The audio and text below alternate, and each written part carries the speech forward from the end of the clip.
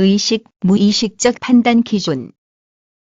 의식, 무의식적 판단 기준. 연애나 결혼을 할 때 우리는 어떤 것에 중점을 두고 상대를 선택하게 되는 걸까? 여기에는 조건이냐 사랑이냐 하는 단순한 이분법만이 아닌 여러 면에서의 성격과 가치관이 개입돼 있다. 그리고 또 설문지에 답을 고르듯 명확하게 말할 수 있는 점이 있는가 하면 말로는 잘 표현되지 않는 혹은 말과는 전혀 반대의 의식, 무의식적인 면이 작용하기도 한다. 판단이라면 의식적 그리고 무의식적으로 자신의 평소 가치관이 결국 반영된다고 할 수 있다. 어릴 때부터 꿈꿔온 이성형이거나 부모와 사회로부터 주입된 특정 여성성에 대한 동경 같은 것이다. 그리고 스스로 생각하는 결혼의 조건도 있을 수 있다. 키가 커야 한다거나 자기보다 나이가 몇 살은 많아야 한다거나 경제적으로 안정돼 있어야 한다거나 하는 등등의 여러 가지가 있을 수 있다. 무의식적으로 자기 내면의 콤플렉스 혹은 어린 시절에 무언가로부터 영향받은 것이 남아있을 수 있다. 그런 감정과 자아의 욕망이 상대에게 투사되어 자기도 모르게 이끌리는 경우다. 너 원래 저런 타입 안 좋아하잖아. 이상하다. 나는 이런 타입 좋아하지 않았는데 이렇듯 자신의 평소 생각과는 전혀 반대의 남녀에게 이끌릴 수도 있다. 무의식적 판단은 의식적 판단보다는 내면, 자아가 더 반영된 것이어서 그 연결이 쉽게 끊어지지 않는다. 그러나 결혼 생활은 그때그때 구체적인 상황에 의식적으로 대응하는 것이어서 자기 자신을 어떻게 조절하느냐 하는 게 역시 아주 중요한 문제이다. 결혼한 남녀는 서로 상반된 위치에 있다. 아내가 나보다 예쁘다고 하는 건 내가 아내보다 못생겼다는 의미다.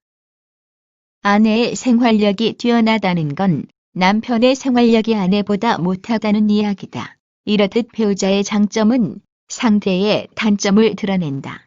이렇게 상대적으로 차이 나는 점들을 어떻게 조화시켜 나가는가 하는 게 결혼 생활의 아주 중요한 점이다. 여기에서부터 부부 생활의 행복과 불행이 갈린다. 부부란 서로 부족한 면을 채워주고 보완해가는 관계이다. 그러나 자신에게 부족한 점을 상대에게서 채운다고 하는 걸 처음부터 너무 의식하게 되면 이는 본의 아니게 조건적인 결혼이 되어버린다. 그리하여 자기가 생각한 대로 채워지지 않으면 상대에게 실망하거나 화를 내게 된다. 서로 약점을 보완한다는 건 살아가면서 자연스레 되어야 하는 문제이지 교제에 처음부터 조건적으로 계산할 문제가 아니다. 결혼을 생각하는 남녀의 대화를 상상해보자. 결혼은 왜 하려고 그러는데 그걸 질문이라고 하니 그거야 뭐 나도 나이가 들었으니 짝을 찾아 안정하고 싶고 또 가족을 이루어 알콩달콩 하면서 인생을 살고 싶기 때문이지. 그렇다면 결혼 상대가 꼭 나여야 될 필요가 있는지 모르겠는데 에이, 이거는 결혼에 대한 질문이지 결혼 상대에 대한 말도 아닌데 뭘 애인 앞에서 꼭 그걸 말로 해야 하니. 결혼의 이상형을 물었을 때 하는 대답으로 다음과 같은 식의 유머가 있다. 예, 저는 다른 건 생각하지 않습니다.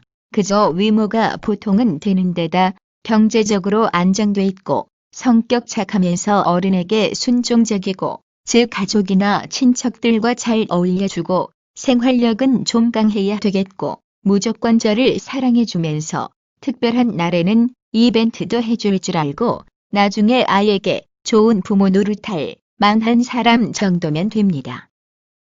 이상형이란 말 그래도 이상이다. 현실에서 다 얻을 수 있는 게 아니다. 그럼에도 위와 같은 말은 대다수 젊은이들의 아주 솔직한 심정일 것이다. 그런데 입으로는 한두 가지만 이야기하면서 속으로는 상대에게 온갖 것을 바라는 경우는 더 큰 문제이다.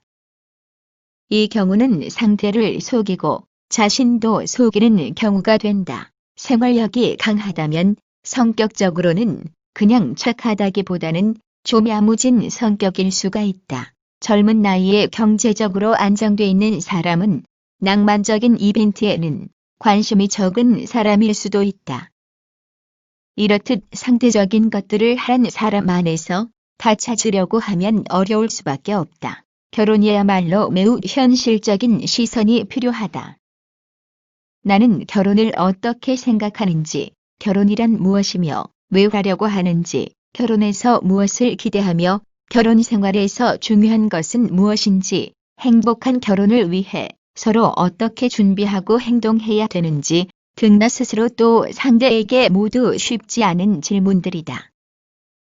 흔히 말하기를 부부가 되는 두 사람이 만나는 것은 천생연분 또는 하늘이 맺어준 인연이라고 한다. 그러나 서로에게 매력을 느끼는 과정은 의식과 무의식 속에서 매우 복잡하고 까다로운, 때로는 애매하거나 판단하기 어려운 심리적, 현실적 계산을 한다.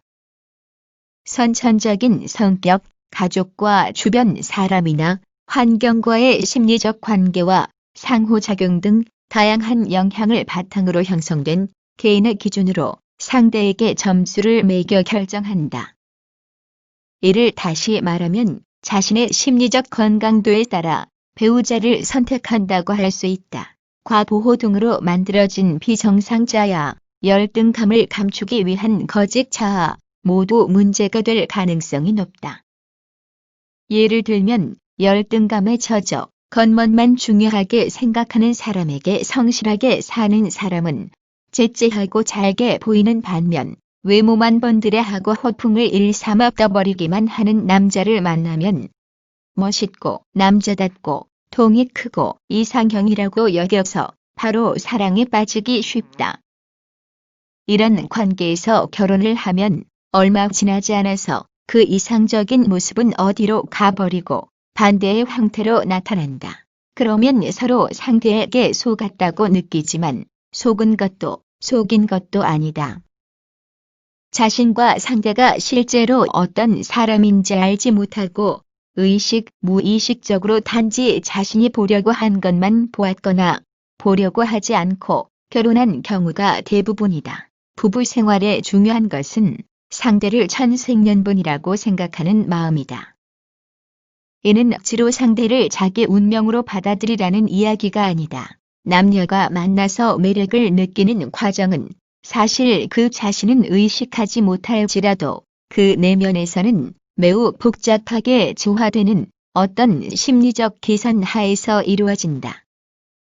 선천적인 성격과 유년 시절의 경험, 교육을 통해 정립된 가치관과 신념체계 등 여러 가지가 작용하게 된다. 그리하여 한 사람이 어느 이성에게 꽂혔을 때에는 그럴 만한 내면적 이유가 있는 법이다. 이것이 결국 천생연분이다.